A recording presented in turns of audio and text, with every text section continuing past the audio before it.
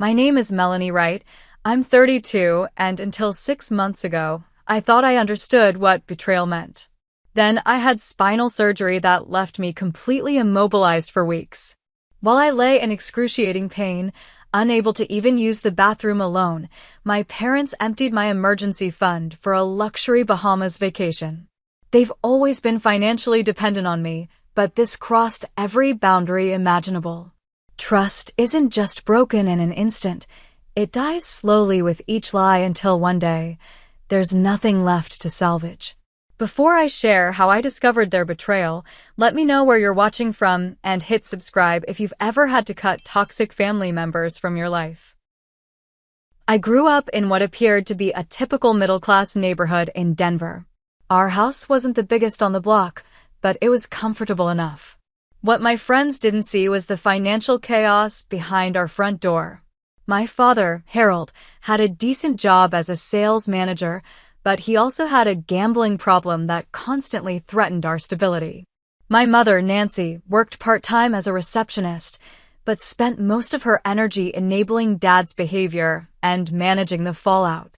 When I was 7, I remember waking up to my parents screaming at each other in the kitchen. Mom was crying, waving bank statements in Dad's face.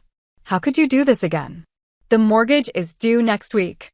Dad just sat there, staring at his coffee mug, mumbling about a sure thing that didn't pan out. This scene became the background noise of my childhood. By the time I was 12, I'd learned to hide my birthday money and babysitting earnings in a hollowed-out book on my shelf. Not because I was saving for something special, but because I knew if I didn't, that money would mysteriously disappear when Dad had one of his financial emergencies. The worst betrayal of my childhood happened when I was 16. I'd been working summers and weekends at a local cafe, saving every penny for college. My parents had started a college fund for me when I was born, at least that's what they told me. I'd never seen statements, but they assured me it was growing steadily. One afternoon, I came home early from my shift because I wasn't feeling well and overheard them in the living room. "Melanie doesn't need to know," my father was saying. "We'll have it back before she ever needs it." "Harold, we used her college fund for a timeshare in Florida 3 years ago," my mother replied. "There's nothing left to put back." I stood in the hallway, my backpack still on my shoulder, feeling like the floor had disappeared beneath me. 3 years. They'd been lying to me for 3 years while I worked double shifts, believing I was supplementing a fund that no longer existed.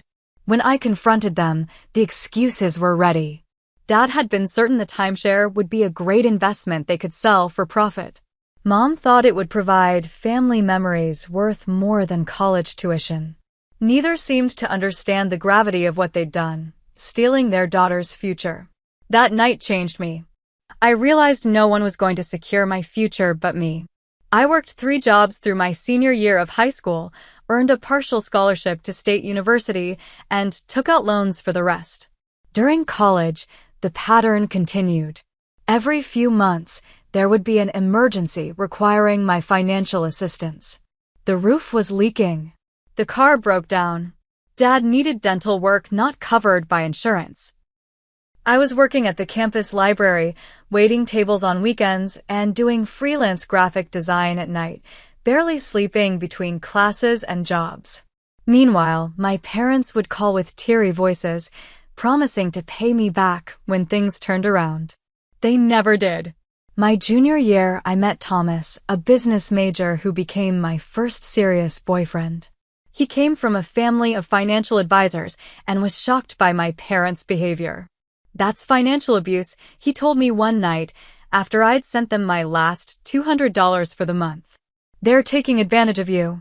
With Thomas's encouragement, I started establishing boundaries.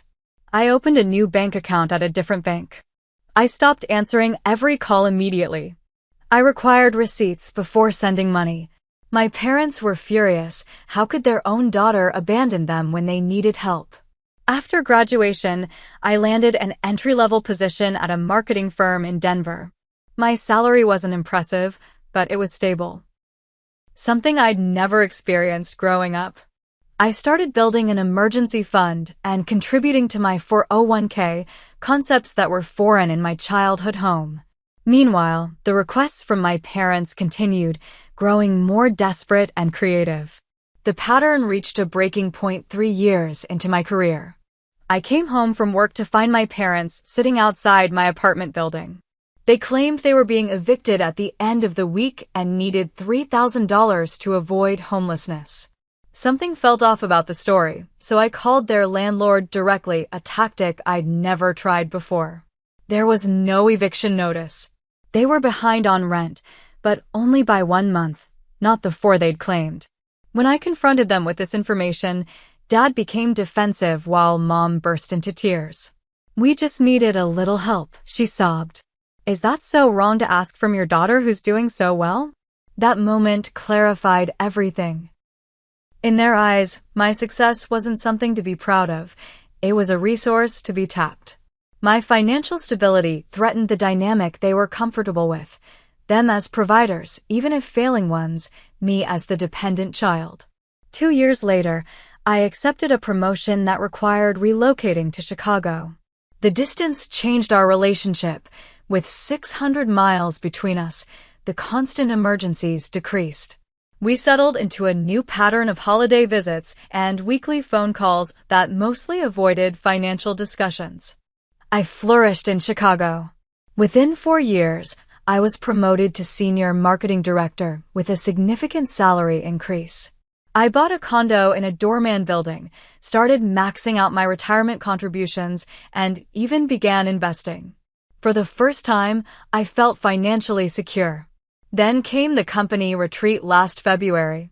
We were doing team-building exercises when I felt a strange pop in my lower back, followed by shooting pain down my right leg. I pushed through the weekend, assuming I'd pulled a muscle, but by Monday, I could barely walk. My doctor ordered an MRI, and the results were concerning enough to refer me to a neurosurgeon. When I called my parents to tell them about my diagnosis, their first question wasn't about my pain level or treatment options. "Is your insurance good?" my mother asked. "Those medical bills can be astronomical." The MRI results were worse than expected. I had 3 severely herniated discs with compression on my spinal cord. The neurosurgeon, Dr. Keller, didn't mince words. "You need a spinal fusion, and you need it soon. This level of compression can cause permanent nerve damage if left untreated." I sat in his office staring at the images on his computer screen, trying to process what I was seeing. My spine, the literal backbone of my body, was falling apart at 32. Dr. Keller explained the procedure in detail, how they would remove the damaged discs, insert titanium hardware, and fuse several vertebrae together. The recovery would be challenging, 6 weeks minimum before returning to work, with the first 2 weeks requiring almost complete bed rest. "You'll need someone to help you," he emphasized, "especially in those first weeks. You won't be able to shower alone, prepare meals, or even get to the bathroom without assistance." That night, I made lists. I contacted HR about short-term disability coverage. I spoke with my landlord about installing temporary grab bars in my bathroom. I calculated expenses and transferred $25,000 from my investments into an emergency fund specifically for my recovery period. I'd always been a planner. Growing up with financial chaos had taught me to prepare for the worst. When I called my parents to update them, they surprised me by immediately offering to come help during my recovery. "We can stay in your guest room," Mom said. "Dad can take time off work. You shouldn't be alone during something like this, honey." Their offer seemed genuinely caring, but a lifetime of experience made me hesitant. I called my best friend Stephanie that evening. "I don't know if it's a good idea," I told her, curled up on my couch with a heating pad against my increasingly painful back. "What if they turn this into another financial drama? I'll be literally helpless." "You don't have many options," Stephanie pointed out. "I'd come in a heartbeat, but I can't take 6 weeks off work. Your parents are retired now, right? Maybe things have changed." She had a point. Dad had retired from sales last year, and Mom hadn't worked in years. They seemed more stable lately, even taking a community college course on budgeting. Maybe they had changed. Maybe I was being unfair, holding their past mistakes against them. Just be careful, Stephanie advised. Set clear boundaries before they arrive. As the surgery date approached, my anxiety grew. Not just about the procedure itself, but about being completely dependent on my parents. The night before they were due to arrive in Chicago, I couldn't sleep. I paced my condo, checking and rechecking that everything was prepared, medications pre-ordered, fridge stocked, recovery supplies purchased.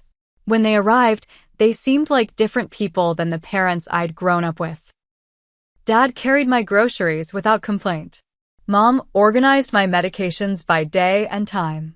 They listened attentively to my pre-surgery instructions and took notes during my final consultation with Dr. Keller.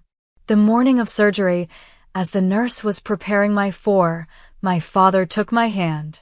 "We won't let you down this time, Melanie," he said with unusual solemnity. "We know we haven't always been there for you, but we're going to make it up to you now." I wanted desperately to believe him. Before being wheeled into the operating room, I had one final conversation with them about finances. "There's an envelope in my desk drawer with my insurance card, some cash for incidentals, and the debit card for my recovery fund," I explained. "The PIN is my birth date. Only use it for my medical expenses and necessities, okay? Everything else should be covered by my disability insurance." "Don't worry about money now," my mother said, smoothing my hair back. "Just focus on getting better." I woke up from surgery to discover things had gone worse than expected. The damage was more extensive than the MRI had shown. Dr. Keller had needed to fuse an additional vertebra, and there was some nerve damage during the procedure. The pain was excruciating, beyond anything I could have imagined. "Recovery will be longer than we initially discussed," Dr. Keller told me during rounds the day after surgery. "I'm looking at a minimum of 10 weeks before you can return to even part-time work. The first month will be extremely limited mobility." I cried that night after my parents left for my condo. Not just from the pain, but from the realization of how completely dependent I would be. I'd spent my adult life building independence, and now it was gone in an instant. When I was discharged 3 days later, my parents seemed prepared for the challenge. Dad had rearranged my furniture to accommodate a hospital bed in the living room. Mom had prepared meals and frozen them in single portions. They helped me to the bathroom, managed my medications, and responded to my every need. "See?" Dad said on the 5th day.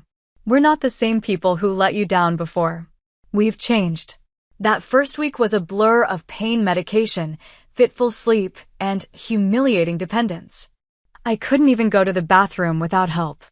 I couldn't shower, couldn't dress myself, couldn't prepare food.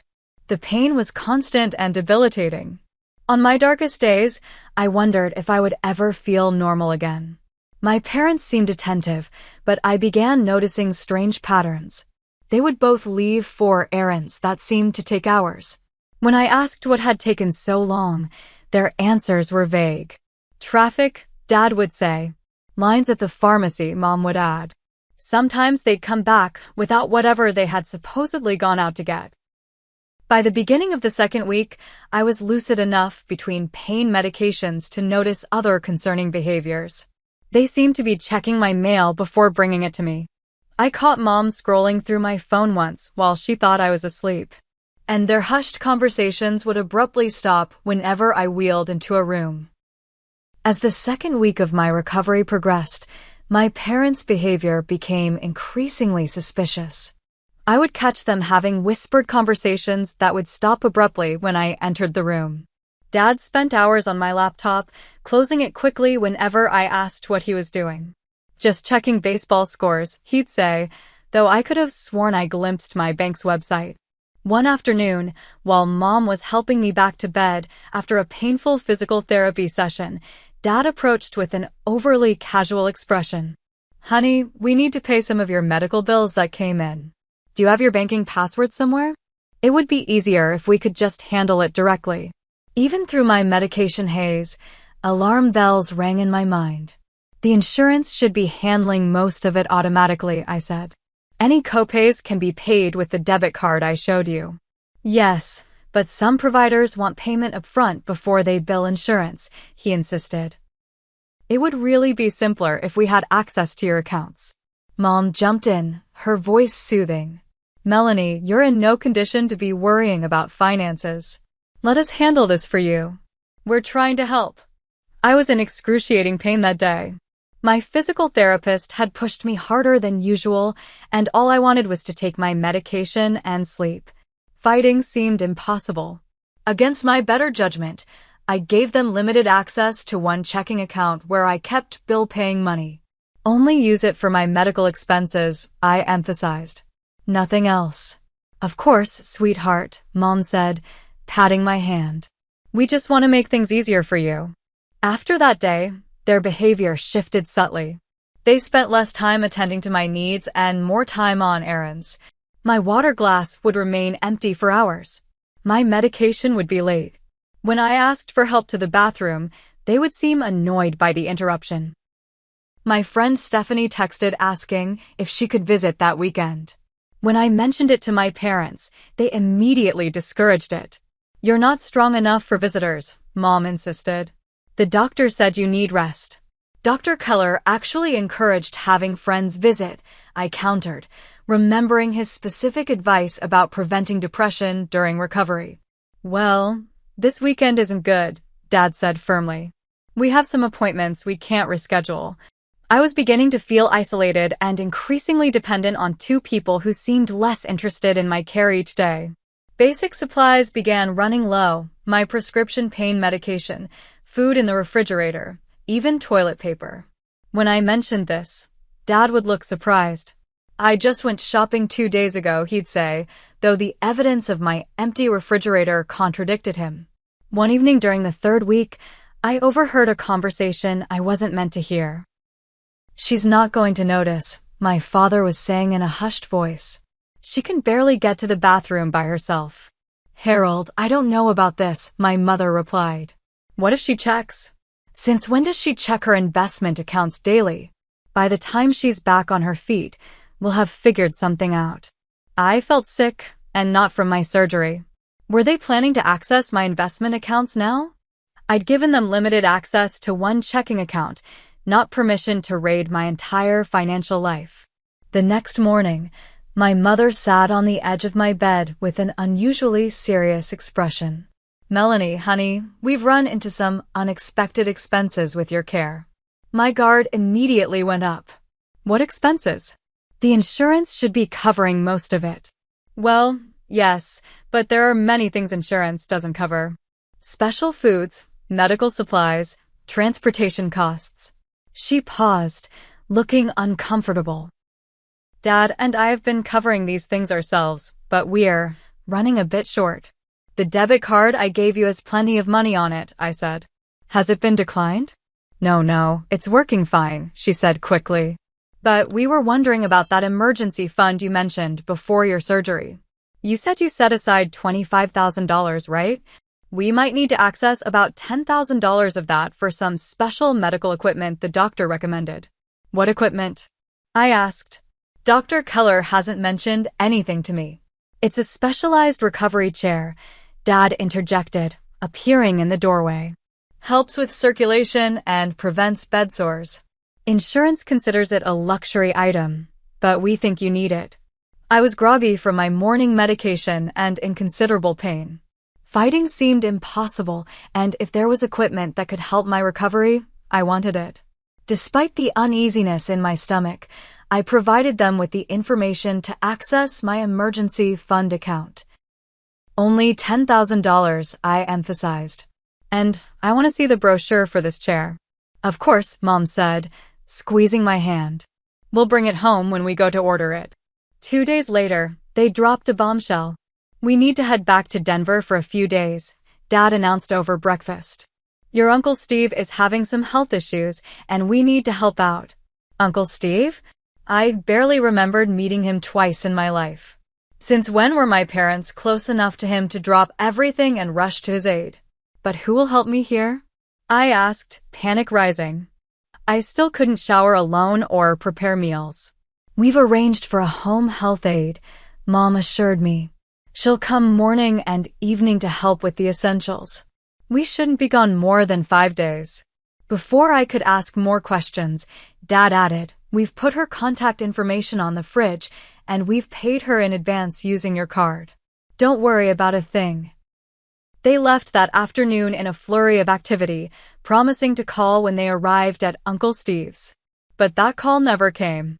When I tried reaching them that evening, both their phones went straight to voicemail. I tried again the next morning with the same result. "We must have forgotten our chargers," Mom texted later that day. "Reception at Steve's is terrible anyway. The nurse should be there soon. Love you." Something felt very wrong, but I was trapped in my body, dependent on the nurse who did indeed show up, but only for 1 hour in the morning and 1 in the evening, barely enough time to help me with the bathroom and a quick sponge bath. The rest of the time, I was alone, struggling to reach water or food, unable to get my medication that sat just a few feet away when the timer went off. On the 3rd day of my parents' absence, I heard a key in the door. For a moment, I felt relief they had returned early. Instead, Stephanie walked in, arms full of grocery bags. "Surprise," she called, then stopped short when she saw me. I can only imagine how I looked, unwashed, in the same clothes for 3 days, surrounded by empty water glasses I couldn't refill. "Melanie, what the hell?" she gasped, dropping the bags and rushing to my side. "Where are your parents?" "The nurse downstairs said they left days ago." Through tears of relief and shame, I explained their sudden departure for Uncle Steve's supposed health crisis. Stephanie's expression darkened as she helped me to the bathroom, then brought fresh water and my overdue medication. "Something's not right," she said, opening my refrigerator to find it nearly empty. "They left you like this?" With barely any care. As Stephanie unpacked the groceries she'd brought, she pulled out her phone. "I saw something weird this morning. Let me show you." She handed me her phone, open to Instagram. There, posted just 4 hours earlier, was a photo of my parents. They weren't at Uncle Steve's bedside. They were on a pristine beach, toasting with champagne flutes, wearing new swimwear I'd never seen. The location tag read Grand Bahama Luxury Resort and Spa. The caption twisted the knife. "Thanks to our wonderful daughter for making this dream vacation possible. 25 years of marriage deserves a proper celebration. #blessed #luxury travel." I felt physically ill, the betrayal so complete it manifested as nausea. With shaking hands, I asked Stephanie to bring me my laptop. I logged into my bank accounts to find my emergency fund nearly depleted. Over 3 days, there had been withdrawals totaling $18,000, far more than the $10,000 they'd requested for the non-existent specialized recovery chair. "Check their room," I whispered to Stephanie. "See if they left anything behind." In the guest room, Stephanie found printouts of booking confirmations, a 10-day all-inclusive stay at the Grand Bahama Luxury Resort, first-class airfare, spa packages, and a private sunset cruise. The total came to just over $16,000. The dates showed they had booked this trip 2 weeks before my surgery, not as a sudden decision, but as a planned extraction of my money while I would be at my most vulnerable. There was more. Email confirmations showed they had scheduled this celebration months ago, putting down deposits using my credit card information. They had been planning this betrayal while looking me in the eye, promising to take care of me when I needed them most. I broke down completely, my body shaking with sobs that sent fresh waves of pain through my surgically repaired spine. Stephanie held me as carefully as she could, her own tears falling into my unwashed hair. I trusted them, I kept repeating. How could they do this? I tried calling them again. Straight to voicemail. I sent text messages that showed as delivered but remained unanswered. Finally, my mother responded with a single text. "Signal spotty at Steve's farm. All okay here. Nurse taking good care of you." The lie was so blatant, so callous that it triggered a physical reaction. My heart raced, my vision blurred, and the pain in my back intensified to unbearable levels. Stephanie, alarmed by my condition, called Dr. Keller, who sent a colleague to check on me immediately. The doctor who arrived, Dr. Patel, was concerned by my vital signs. "Your blood pressure is dangerously high," she said after examining me.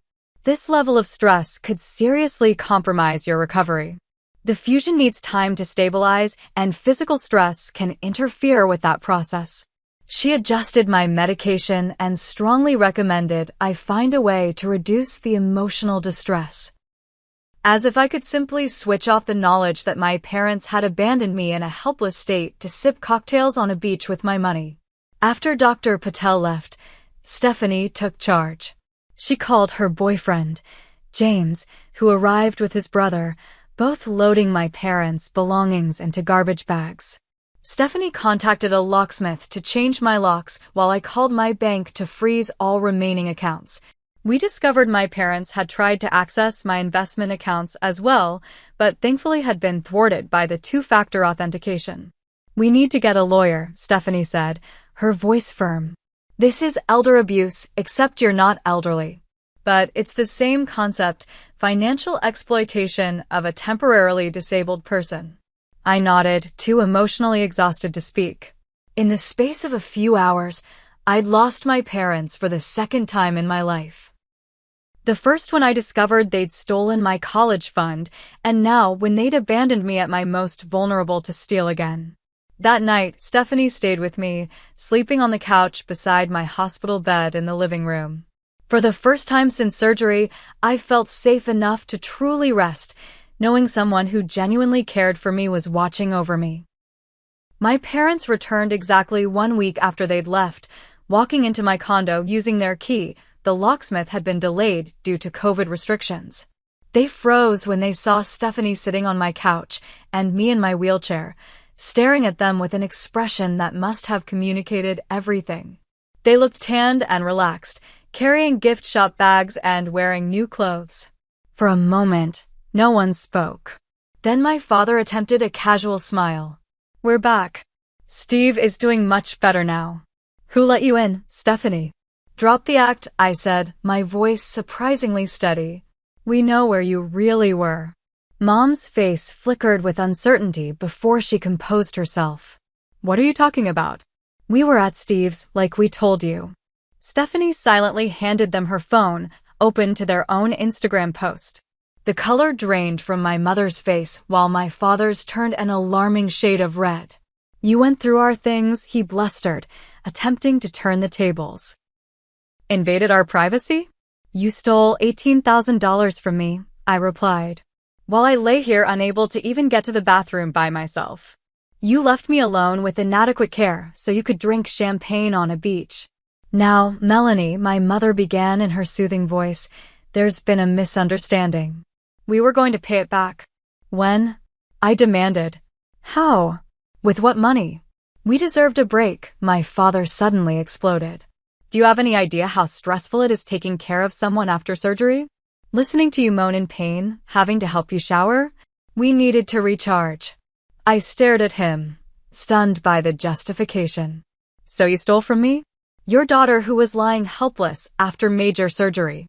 "It's not stealing," my mother interjected. "Families help each other. After all we've done for you." "What exactly have you done for me?" I asked quietly. "Stolen my college fund? Constantly asked for loans you never repaid? Left me alone when I couldn't even reach my medication.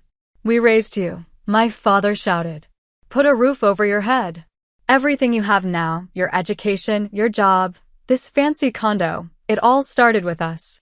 So yes, we took a vacation with money that is partially ours by right." The entitlement in his voice was staggering. In their worldview, my success belonged to them. My money was an extension of their parental rights. My vulnerability was an inconvenience that justified abandonment. "The nurse we hired was perfectly adequate," my mother added defensively. "It's not like we left you completely alone. She came for 2 hours a day," Stephanie interjected. I found Melanie unable to reach water or food. She hadn't been properly bathed in days. Her medication schedule was completely disrupted. That's not our fault, Dad insisted. We paid for what we thought was full-time care. With my credit card, I said. And you only paid for 10 hours a week, not the full-time care you're claiming. I have the receipts. As the confrontation escalated, more truths emerged. They had told the doorman they were leaving because I had other family coming to stay. They had redirected my medication delivery to be rescheduled for after their return. They had even called my physical therapist to cancel sessions, claiming I was too tired to participate. You jeopardized my recovery, I said, my voice breaking. The doctor had to come because my blood pressure was dangerously high from the stress of discovering what you'd done. You're being dramatic, my father dismissed. Your back is going to heal just fine. No thanks to you, Stephanie muttered. My mother's face suddenly crumpled into the tears I'd seen her use countless times to deflect accountability. We made a mistake, but we're still your parents. You can't just throw away family over money. This isn't about money, I said. It's about trust. It's about care. It's about not abandoning your daughter when she's completely dependent on you. My father's expression hardened. So what now? Are you going to punish us over one mistake? One mistake? I echoed incredulously. This is a lifetime pattern. And yes, there will be consequences. Fine, he snapped. If you can't forgive your own parents, then we'll just leave. See how well you manage without us. My mother looked alarmed. This wasn't the reaction she'd expected from their victim. In her script, I was supposed to forgive, to understand, to maintain this cycle of exploitation. If you walk out that door, I said quietly, don't expect to be welcome back. Not in my home, not in my life, not anywhere near my finances. For a moment, I saw uncertainty cross my father's face. Then his pride took over. Let's go, Nancy. Our ungrateful daughter has made her choice. My mother hesitated, genuine fear in her eyes for perhaps the first time. Melanie, please. We're sorry. We'll make it right. No, I said, the decision crystallizing with perfect clarity. You won't. You never have, and you never will. Please leave my keys on the table on your way out. In that moment, I chose myself. I chose my health, my future, and my peace over the toxic pattern I'd endured my entire life. As they walked out, my father's shoulders rigid with indignation and my mother's shaking with tears, I felt a strange mixture of grief and relief. Stephanie squeezed my hand. You did the right thing. I know, I said, tears streaming down my face. I just wish they had been the parents I deserved. The moment my parents walked out the door, I knew my life had fundamentally changed. There was no going back to our previous relationship, not after what they'd done. With Stephanie's help, I began systematically cutting all ties that could allow them to harm me again. First came the financial separation. I spent hours on the phone with my bank, closing accounts and opening new ones at a different institution. I changed every password, security question, and contact number. I froze my credit to prevent them from opening accounts in my name, something I discovered they had attempted during their caretaking when collection calls began coming in for credit cards I'd never applied for. They actually tried to open 3 cards in your name, the fraud department representative told me. Fortunately, the verification calls came to your cell phone, which they apparently didn't have access to when they applied. The depth of their betrayal was still unfolding. Each day seemed to bring a new discovery of how thoroughly they had planned to exploit my vulnerability. Stephanie stayed with me for 2 weeks, sleeping on my couch and coordinating with her boyfriend to bring supplies. Together, we created a support schedule with several friends taking shifts to ensure I was never alone and helpless again. The contrast between their genuine care and my parents' abandonment only highlighted how abnormal my family dynamic had been. The first call came 3 days after the confrontation. My mother, crying so hard I could barely understand her.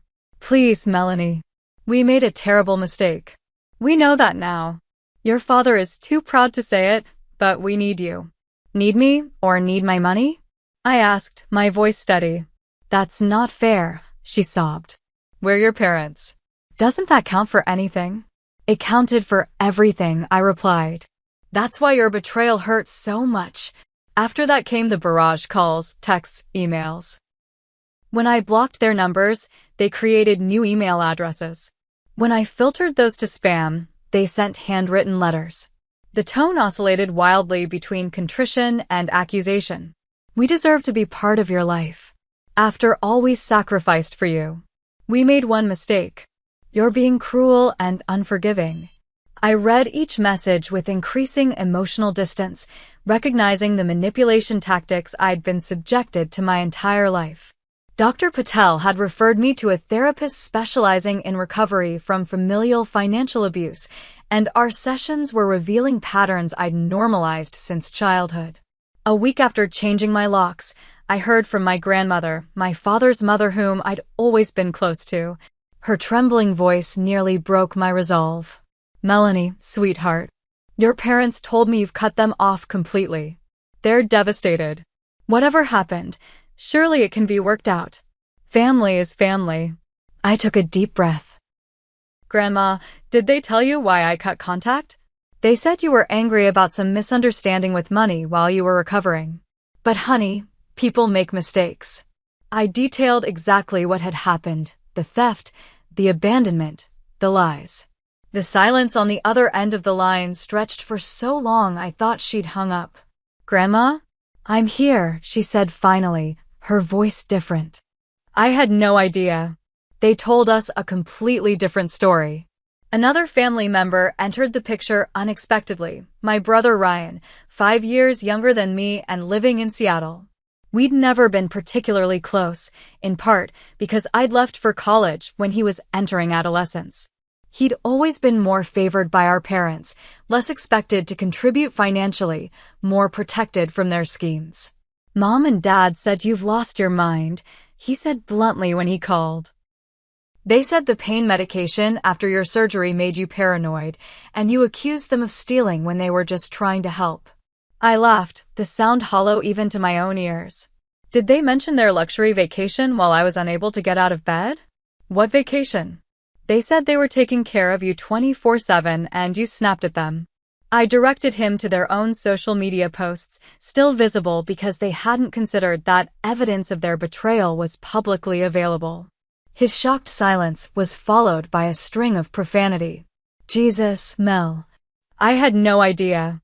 They're telling everyone you're mentally unstable.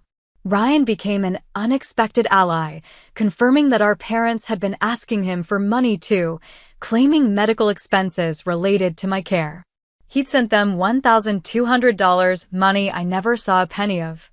The most disturbing confrontation came 3 weeks after I'd cut contact. My physical therapy was progressing well. I could now walk short distances with a walker. I was in the kitchen making tea when my doorman called up. Ms. Wright, your parents are here insisting on coming up. They say it's an emergency. Do not let them up, I said firmly. I do not want to see them. 20 minutes later, the doorman called again. They won't leave, Ms. Wright. They're causing a scene in the lobby. Should I call the police? Yes, I said, my heart racing but my resolve firm. And tell them I have documentation of financial exploitation. The police arrived and took statements. My parents presented themselves as concerned about their daughter who had become confused after surgery. The officers, to their credit, asked to speak with me privately. I showed them bank statements, their social media posts, and the fraudulent credit applications. No charges were filed that day, but the officers strongly advised my parents to leave and not return. That evening, I called the lawyer Stephanie had recommended. I need to make this official, I told her. I need legal protection from my own parents. The lawyer, Katherine Jensen, specialized in financial abuse cases. She sent a formal demand letter for repayment of the stolen funds and a cease and desist, ordering no contact. When my parents received it, they escalated their campaign to other channels. My mother created posts on Facebook claiming I had abandoned them in their time of need, tagging mutual friends and extended family. Pray for our daughter who has turned against her family. Mental health issues can affect anyone. The comments were filled with sympathy for them and condemnation for me. People I'd known my entire life accepted their narrative without question. Only Ryan and a few close friends who knew the truth defended me. The isolation was painful, but less painful than continuing the cycle of abuse. Each night as I struggled through physical therapy exercises, I reminded myself that I was rebuilding more than just my physical strength. I was reconstructing my entire understanding of family and obligation. The hardest part of recovery from familial financial abuse, my therapist explained, is the guilt. We're conditioned to believe that family loyalty trumps personal boundaries. But healthy love doesn't exploit vulnerability. 6 weeks into my recovery, Ryan called with news. "I found out they did this to Uncle Steve too," he said. "Remember when he had that heart surgery 5 years ago? They offered to help and ended up draining his retirement account. The family covered it up because they didn't want a scandal.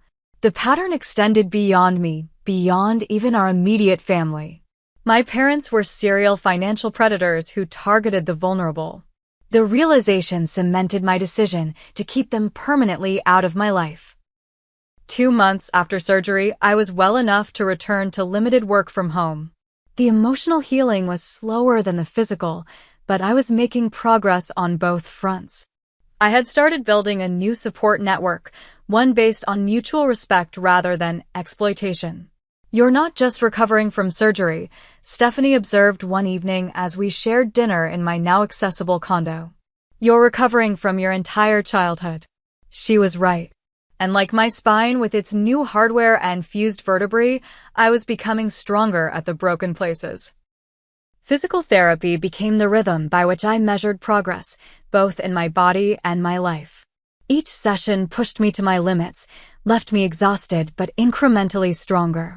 My therapist, Daniel, had a mantra he repeated whenever I wanted to give up. "Healing isn't linear, but it is possible." I applied this wisdom to both my spine and my heart. Some days the pain, physical and emotional, felt overwhelming. On others, I could see how far I'd come. 3 months after surgery, I was walking unassisted for short distances. For months in, I could manage a full workday from home. By the 6-month mark, I was cleared to return to the office part-time. My condo, with its memories of betrayal and painful recovery, no longer felt like home. With my doctor's approval, I began looking for a ground-floor apartment with better accessibility. The search became a metaphor for my fresh start, a space untainted by my parents' betrayal, designed around my new needs and priorities. I found a beautiful garden apartment in a quieter neighborhood. The building had no stairs, wide doorways that could accommodate mobility aids if needed, and a small private patio where I could sit outside during my recovery. Moving was physically challenging, but emotionally liberating. Throughout this transition, I discovered who my real support system was. Stephanie remained my rock, helping coordinate the move and checking in daily. My brother Ryan, despite our previously distant relationship, flew in from Seattle to help with the heavy lifting my friends couldn't manage. Coworkers organized meal deliveries during my first week in the new place. "This is what family really looks like," Ryan observed one evening as we sat with Stephanie and James, boxes still half unpacked around us. "People who show up, not people who take advantage." His perspective had shifted dramatically since discovering our parents' true nature. He shared stories from his own experience. Financial emergencies they'd invented, guilt trips when he couldn't help, subtle manipulations he'd never recognized until seeing them from the outside. "I was their golden child because I never questioned them," he admitted. But that was changing even before all this happened. Last Christmas, Dad asked for money for a medical procedure, but showed up with a new golf club set 2 weeks later. The financial aftermath of my parents' theft required professional intervention. I hired a financial advisor who specialized in fraud recovery. Sandra helped me rebuild my emergency fund, strengthen security on all accounts, and create a sustainable long-term plan. Financial abuse leaves scars just like physical abuse, Sandra explained during our first meeting. Part of recovery is learning to trust yourself with money again. She was right. I found myself hesitating before any purchase, questioning whether I deserved to spend on myself, fearful of depleting resources I might need if abandoned again. The hypervigilance was exhausting but gradually eased as I established new financial safety measures. My parents' attempts at contact became less frequent but more desperate as they realized I wasn't going to relent. Around the 6-month mark, they sent a letter that stood out from their previous communications. "We've been seeing a counselor," my mother wrote. "We're beginning to understand how our behavior has hurt you. We don't expect forgiveness, but we want you to know we're trying to change." It wasn't exactly an apology. There was no explicit acknowledgement of what they'd done, no offer of restitution, no request for reconciliation. Just a vague gesture towards self-improvement that might or might not be genuine. I showed the letter to my therapist, Dr. Martinez, during our weekly session. "What do you want to do with this?" she asked. "I don't know," I admitted. "Part of me wants to believe they're capable of change. Another part thinks this is just a new tactic to regain access." Both could be true, she pointed out. They might genuinely want to change and still pose a risk to your well-being. The question is, what boundaries do you need regardless of their intentions? I thought carefully about those boundaries. If there was ever to be any relationship with my parents again, I needed clear, non-negotiable conditions, complete transparency about what they had done, full repayment of stolen funds, ongoing therapy, and respect for my autonomy, financial and otherwise. I conveyed these conditions in a brief, formal response through my lawyer. Their reaction would tell me everything I needed to know about their sincerity. The 1-year anniversary of my surgery arrived on a crisp autumn day. I celebrated with a small gathering of my chosen family. Stephanie and James, Ryan who'd flown in for the occasion, colleagues who'd become friends, neighbors who'd checked on me during recovery. We sat on my patio, raising glasses to what several guests called my spine-iversary. To Melanie, Stephanie toasted, who discovered her backbone in more ways than one. Everyone laughed, including me. The joke would have been impossible 6 months earlier, when the wound was still too raw. Now I could see humor in the parallel between my physical and emotional journeys. That evening, after everyone had left, I received an unexpected call from my grandmother.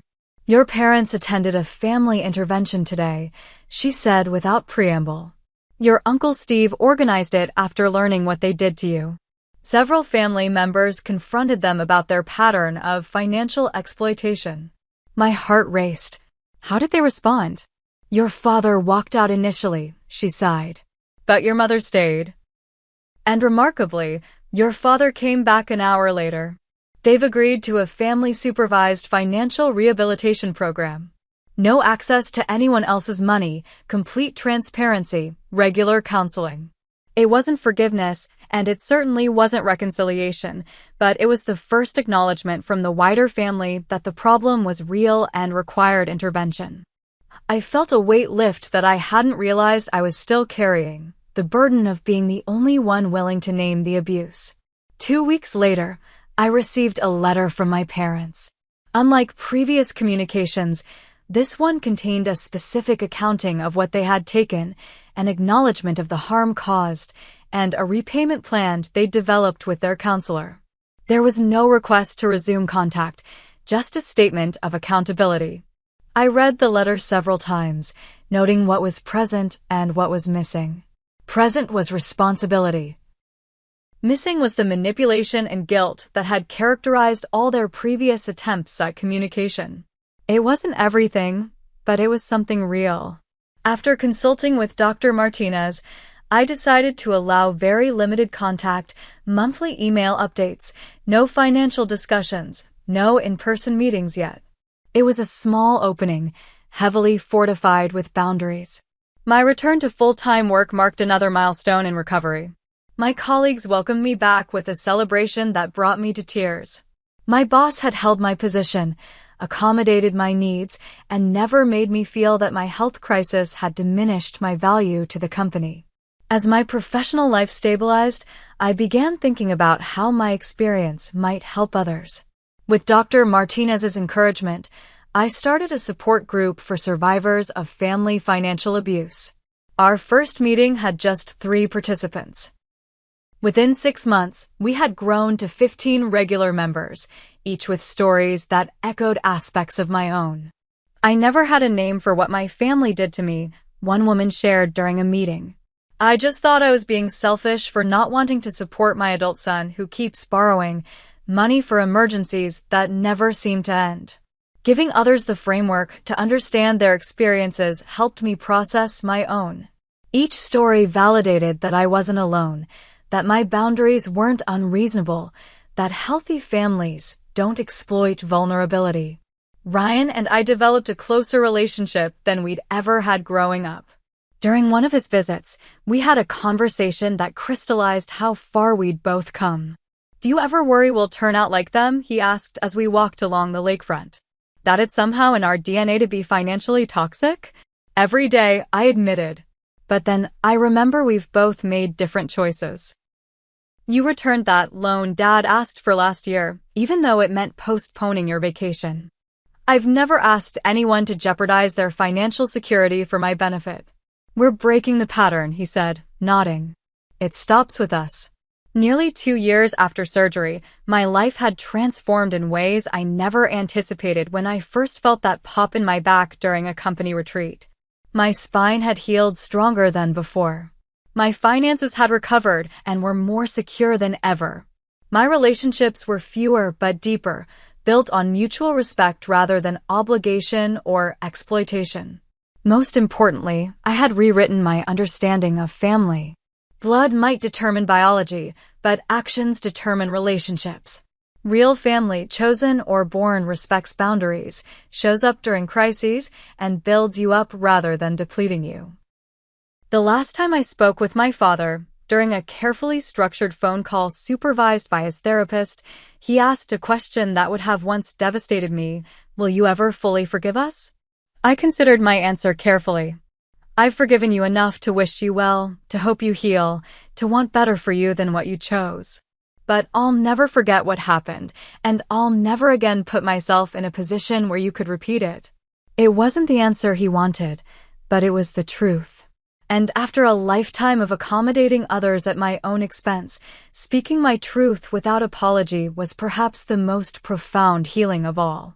If you've ever had to establish difficult boundaries with family members, I'd love to hear your story in the comments below. How did you navigate the guilt and external pressure? What helped you stay firm in your decision? Your experiences might help someone else currently struggling with similar choices.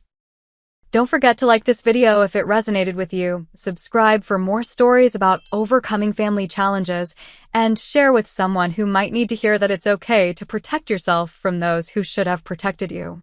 Thank you for listening to my journey, and remember, real love builds up, it never tears down.